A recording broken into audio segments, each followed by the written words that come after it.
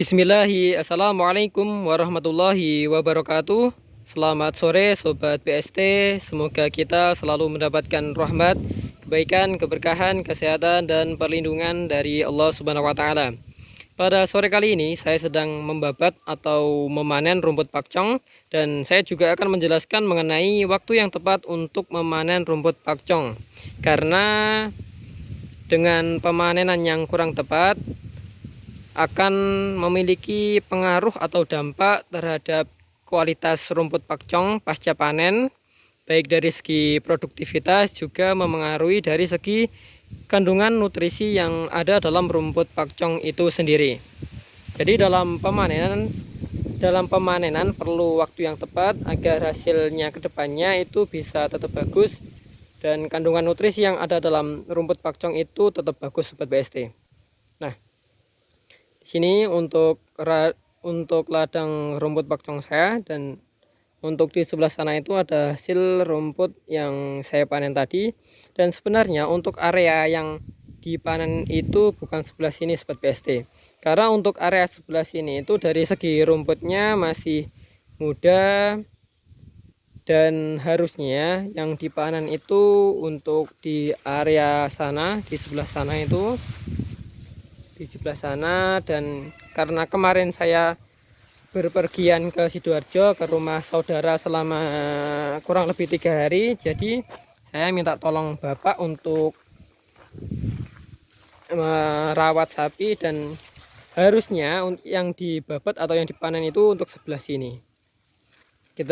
Harusnya kita habiskan dulu yang sebelah sini, baru ketika sudah waktunya pas itu untuk yang sebelah sini tadi.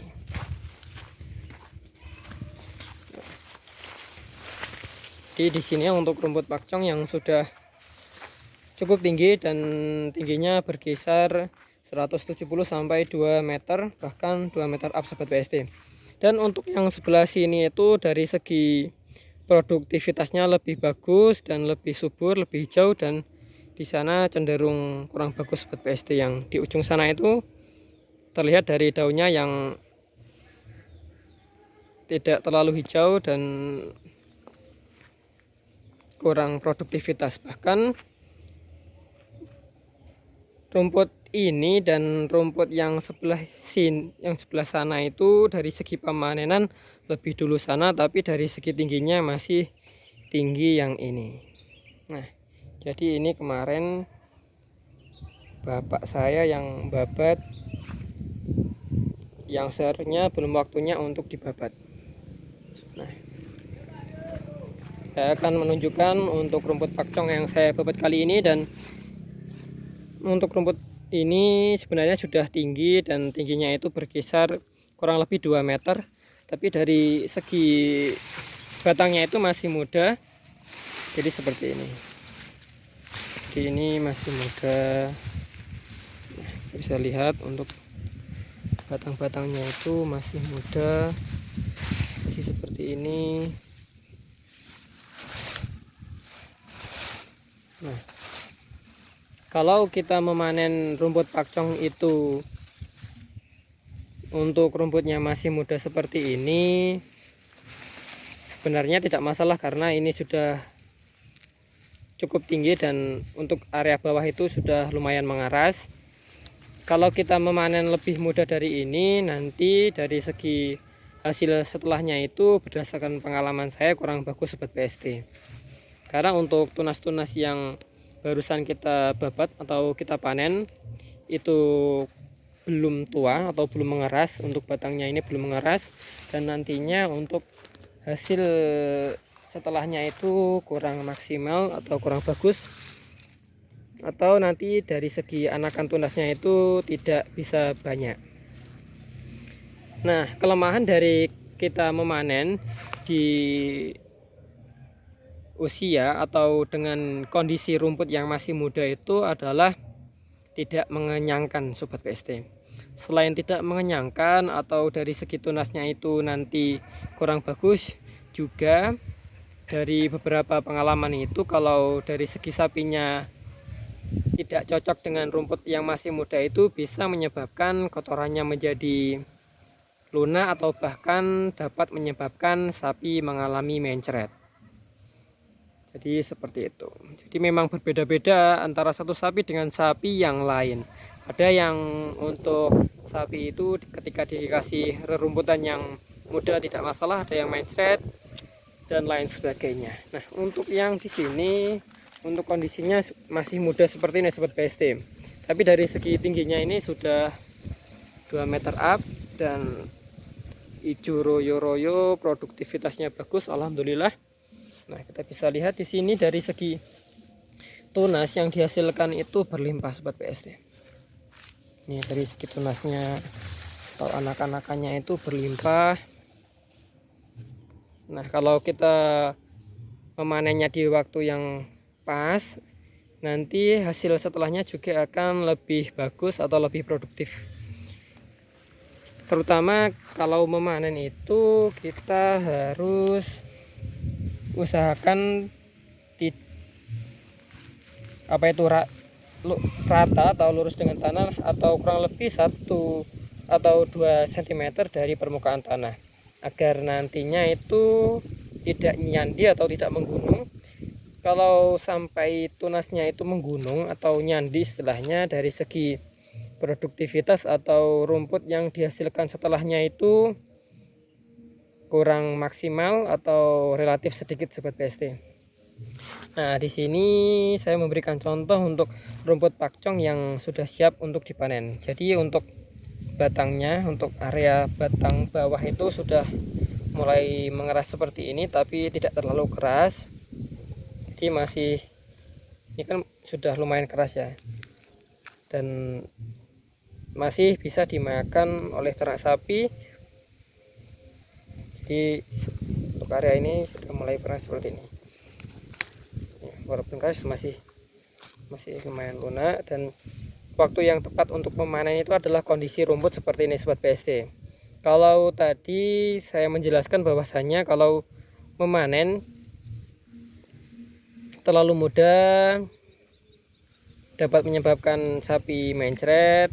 Dari segi produktivitas selanjutnya itu biasanya kurang bagus dan tidak mengenyangkan. Nah, kalau kita memanen di waktu yang tepat dengan keadaan rumput seperti ini itu insya Allah hasilnya kedepannya setelahnya itu bisa tetap bagus atau bahkan lebih baik, dan juga tidak mengaruhi dari segi nutrisi atau kandungan protein kasar yang ada dalam rumput pakcong ini. Nah, ketika kita memanen rumput pakcong itu dengan kondisi yang sudah tua, misalnya untuk area batang yang sudah tua itu sudah tinggi seperti ini, dari segi kandungan nutrisi atau protein kasar yang ada dalam rumput pakcong itu akan berkurang. Jadi semakin berumur, semakin tua itu kandungan protein kasar yang ada dalam rumput pakcong itu dapat berkurang sobat BST. Tapi memang kelebihan dari memanen di usia rumput yang sudah tua atau keadaan rumputnya itu tua itu kelebihannya adalah dari segi ternak sapi cepat kenyang karena lebih tua, daun-daunnya juga lebih tebal. Tapi kalau kita tidak punya chopper atau mesin pecacah rumput itu, nanti untuk area batang yang mengeras yang sudah lumayan tinggi itu juga tidak akan bisa termakan oleh ternak sapi kita. Jadi alangkah baiknya kalau kita memanen rumput pakcong itu dengan kondisi rumput seperti ini. Contohnya seperti ini. Jadi ini sudah mulai mengeras tapi masih relatif lunak dan masih bisa dimakan oleh ternak sapi. Mungkin kalau tidak dimakan itu sampai area 1 ros seperti ini. Kita bisa lihat untuk rumput pakcong yang kita panen kali ini. Jadi dari segi daunnya hijau-hijau seperti ini. Tadi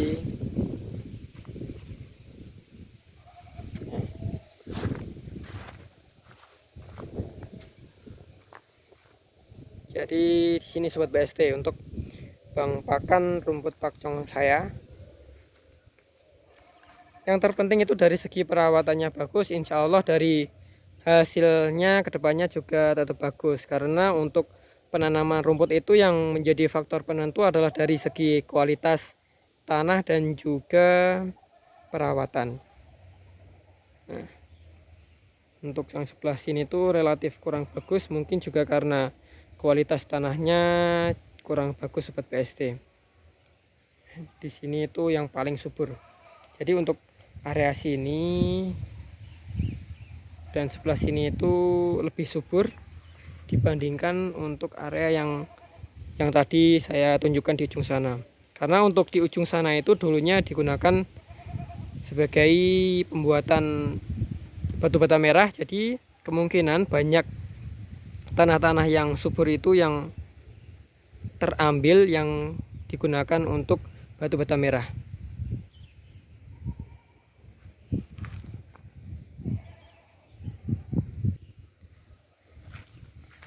Seperti ini sobat BST. Ini kita tahu dari sini bahwasanya untuk anakannya itu berlimpah dan batangnya besar-besar, bulat-bulat seperti ini.